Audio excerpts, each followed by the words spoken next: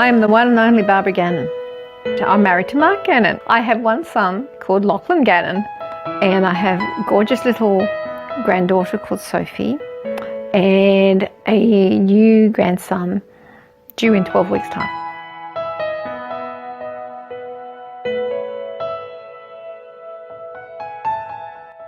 I found out on the 17th of August 2015 and officially diagnosed on the 31st of August 2015. Well, they sent me for tests for the thyroid because I had a lump on the thyroid.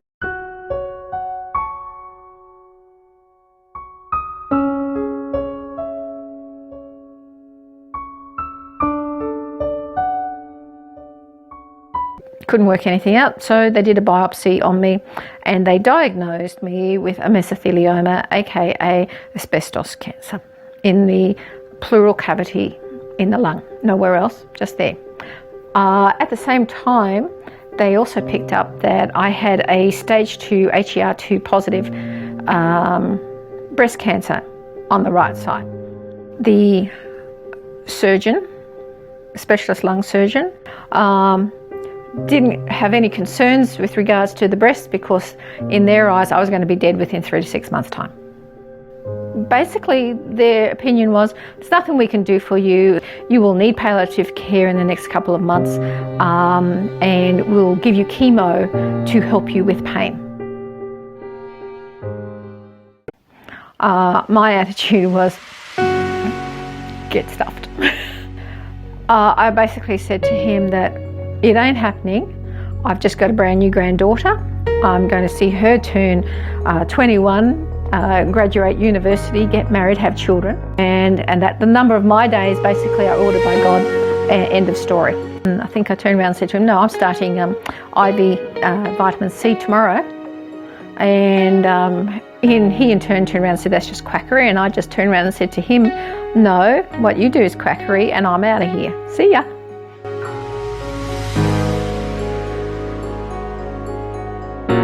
I'm aggressive in my own care, always have been. And I had been prompted for so long about reading about cancer and the natural approach to healing, not knowing why, but the interest was there. I realised at that point that the big fella up there had been leading me the whole way. I had turned up in my emails the thing about truth about cancer. I'm thinking, where did that come from? But thank you very much for sending it to me, whoever did it. That was what inspired me to take the step off the edge and go, no, there's a better way. To be honest, I felt God leading me all the way, and He's led me with the right people all the time.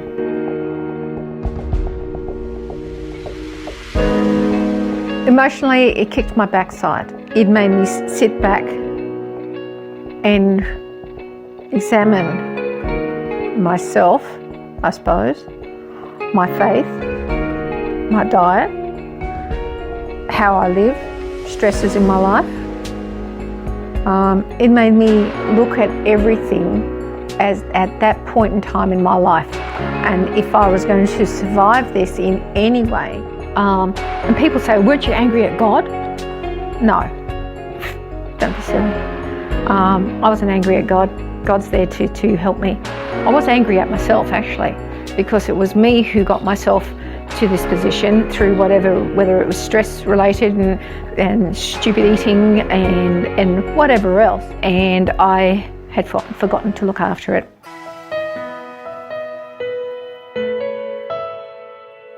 When I got diagnosed, I took maybe 2 weeks where I was a little bit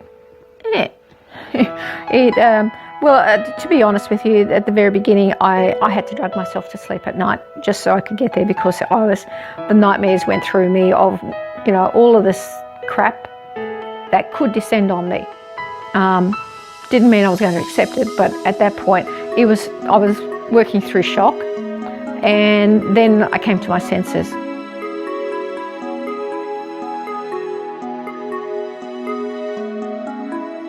I got an appointment with Manuela Boyle, who is an integrative oncologist, and she is all around the world.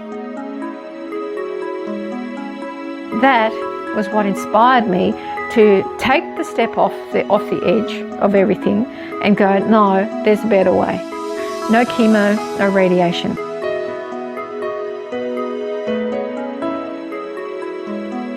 I came home and I went through my pantry and I threw out just about everything in it. If it came in a packet, came in a jar, or was processed in any way, shape or form, I threw it out the window. I threw it out. To me, it was tainted, it was poison, end of story, never coming back into my home again. That included sugar as number one, because the one thing I'd read is that sugar feeds cancer.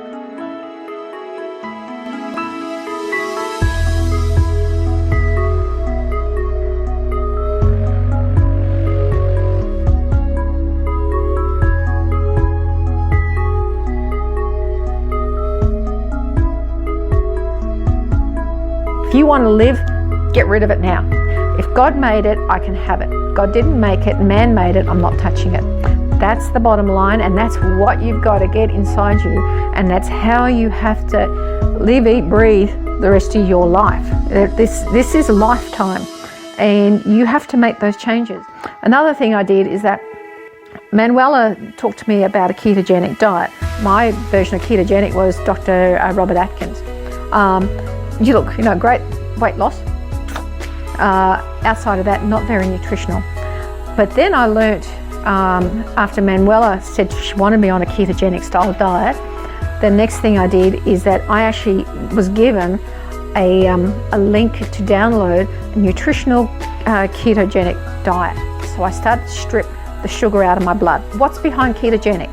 Stripping blood sugars out of your blood so that your body starts to gain its energy from healthy fats, good quality things, MCTs, or you name it.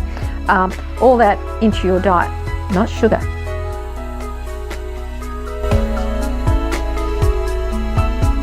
One year ago, 31st of August 2016, went for a PET scan. I had a PET scan done. It intrigued me because they kept looking at me.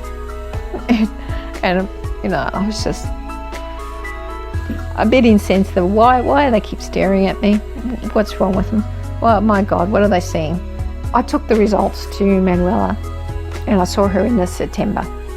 And I saw her in the September because I sent her a message saying, I got these results, I don't know what's what, I can't fly solo, which was code for it. Yeah, I need my hand held because I'm not coping. I was just emotive, and that's it. And you will go through those things. And anyway, Manuela turned around and said to me, these are exceptional results.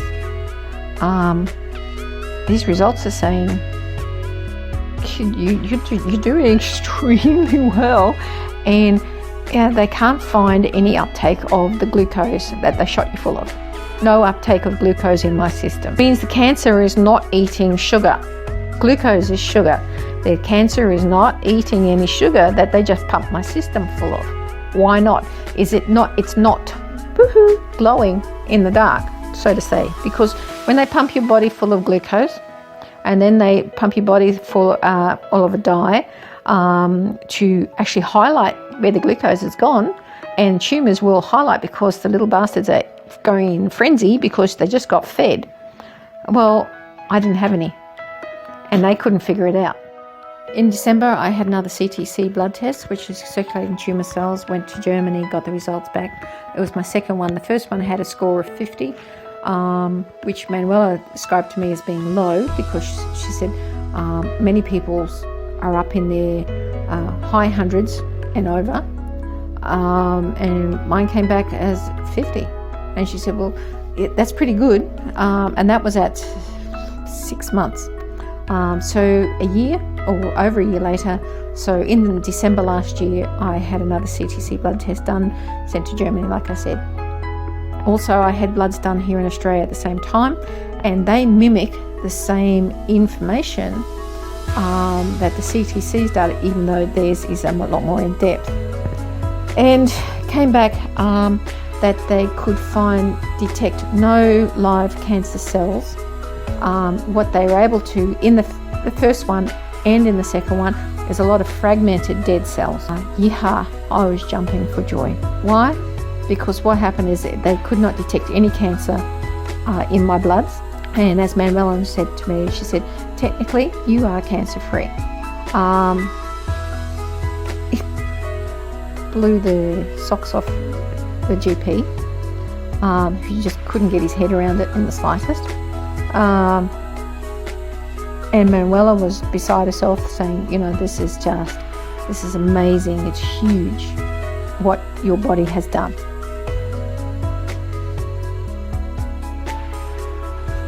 I had bloods done again in May, June this year, just as a normal follow-up with Manuela, and they were still no detectable cancer cells in my body. And so that you understand the significance of this, with the mesothelioma, asbestos cancer, it doesn't die. This is the doctor's version. It doesn't die. It only ever increases. It's an intractable tumour, which means that it will never shrink. It will never break down. It only ever grows. It suffocates you to death, basically painfully. Well, the tumour had broken down from 3 centimetres to 1.5, and that was what did show up in the PET scan, and was continually breaking down. And I had such a flood of dead cells in my body that I had to do everything I can then to try and flush them out of me, because my system was just full of it. But they were dead. Fragmented cells are dead, and it's huge. It's just huge.